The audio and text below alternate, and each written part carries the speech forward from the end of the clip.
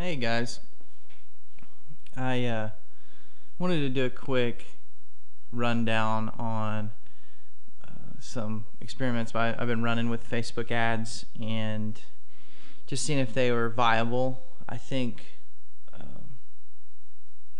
believe they are viable at this point. I think it's they're really good tools, and what I almost said Google, but what Facebook does is they'll give you for the first time trying it out, they'll give you a $50 coupon, and you can go in and spend it on an ad. And so this is basically the clicks and the ads that I ran. I actually had 2 ads running, and as you can see, I've got a click-through rate of 0.343%. So far, spent $11.50 of the $50 that they gave to me, and then 2,621 in reach, and the frequency 4.6. Essentially, if you're not sure what any of these things mean, if you hover over this little question mark, it'll tell you. Campaign reach is the number of unique people who saw ads from this campaign. Frequency is the average number of times you reached each person, so 4.6 times per person. So that ends up being 9,000 or so times it was seen. And then social reach is the number of unique people who saw an ad in this campaign with social information. For example, if 3 people see an ad 2 times that says a friend likes your page, it counts as 3 social reaches. Yeah, it's kind of confusing, and then I got 41 clicks so far on various things, which gains me, potential users, those kinds of things. But what you can do is you don't have to just pick a Facebook fan page for people to go to. You can send them to your website if you want. In my case, I was just wanting people to go to my fan page and then see some of the articles I was posting, and then hopefully they would make their way over to my website. And we talk a lot about conversion. Where does conversion happen? And it's a little easier, I think, to measure conversion if you're selling items online, like a book, or if you're selling software or something like that, where there's a transaction literally taking place online. For me, I offer services, and so it's a little harder to. It's not harder. Let me put it this way. You just have to be more creative with how you measure conversion, and you have to think through it a little more, and be very clear about what a conversion looks like in your business. And so if you go over here, this is really cool. I didn't even know this until today, and I couldn't wait to share it with you guys. But if you go to this conversion tracking, and then I'm going to go into this is something I created today, but there's something called pixel codes. I didn't even know these existed until, like I said, today, and I was like, whoa, what is this? If I click up here in this upper right hand corner, it says create conversion pixel. So you name your conversion pixel, name it test, and then if you want to choose what the new conversion pixel measures from the category drop down menu. So you can, if you have a bunch of these, you're going to want to take a look at these different categories that they've pre-selected for you, like adds to cart, key page views.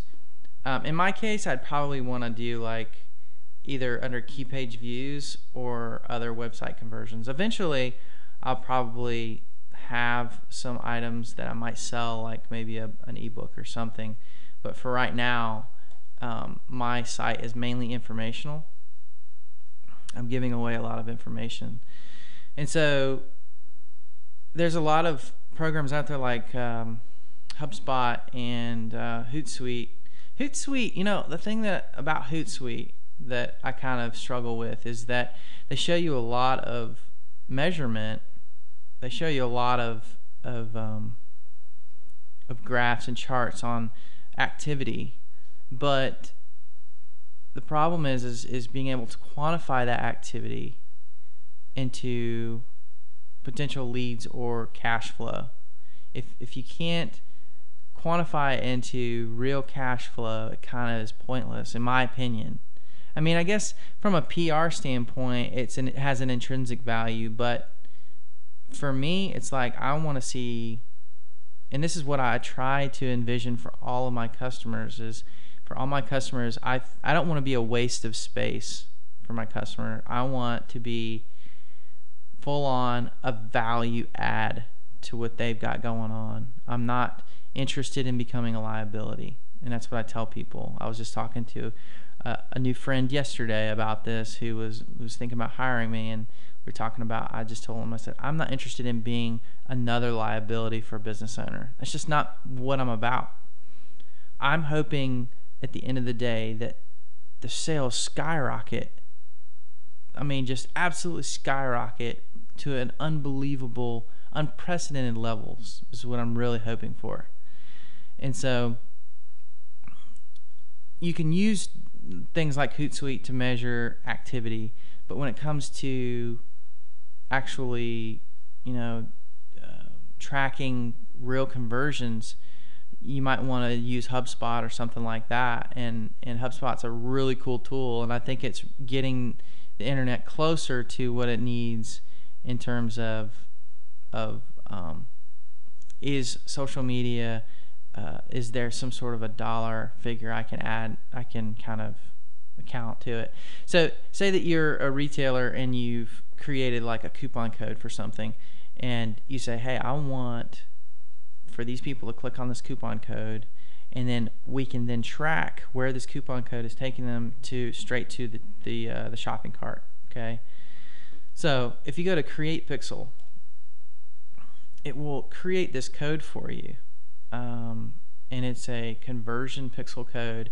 Copy the code below and paste it in between the header tags of your code in your website, in the page of the website where you want to track conversions. So if you have a landing page for that coupon code, and it says click here to obtain your code, or click here to exercise this coupon, that we're offering, this deal, and when they click on it, takes them straight to a shopping cart, that's going to tell you that traffic came from Facebook on that particular conversion point or that particular sale. And when I'm saying conversion, I'm meaning it synonymously to mean sale. So you just simply copy and paste this into the header tag, and this is more for, I know, for an advanced user, if you feel comfortable with getting into there and digging into your code and that kind of a thing, and that's why some people might prefer to just use something like HubSpot, because they're doing some of this stuff for you. But I guess what I'm getting at is you can do this for yourself for free, and whereas HubSpot's, there's cheapest plans like $200 a month, and then there's a $600 a month plan, and there's a $1,000 a month plan.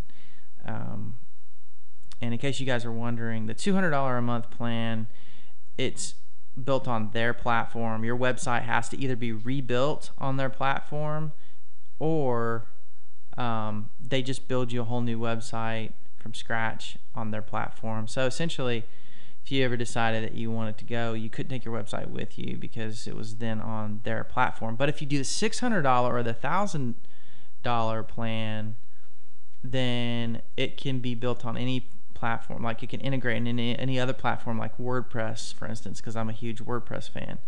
So so those are your options there in terms of tracking return on investment. They're kind of like out there in the front leading the way, which I really have a lot of respect for HubSpot and the tools that they're providing.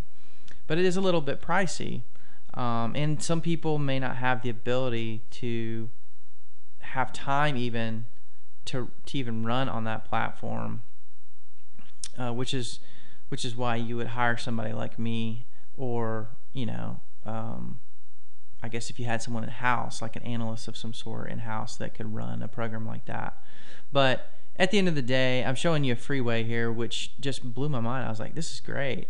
As far as, you know, tracking goes on the other social media, I haven't figured that part out yet as far as integrating into your overall tracking system to figure out what's going on there. How can I determine the money that I'm spending? Can I convert the time being spent on social media into a bottom line? I made 20% return on my money that was spent, that kind of a thing. So I thought that was kind of cool. There's a lot of great tools in the Facebook editor for the actual ads and being able to manage your ads.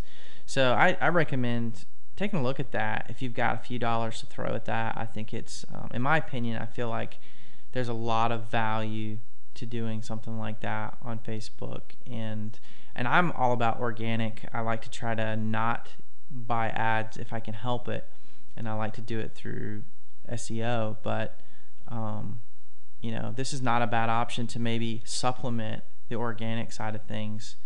And so anyway, I thought that would help you guys. If you guys have any questions or comments on something that I missed, go ahead and post them in the comments down below, or shoot me a message on Facebook or Twitter.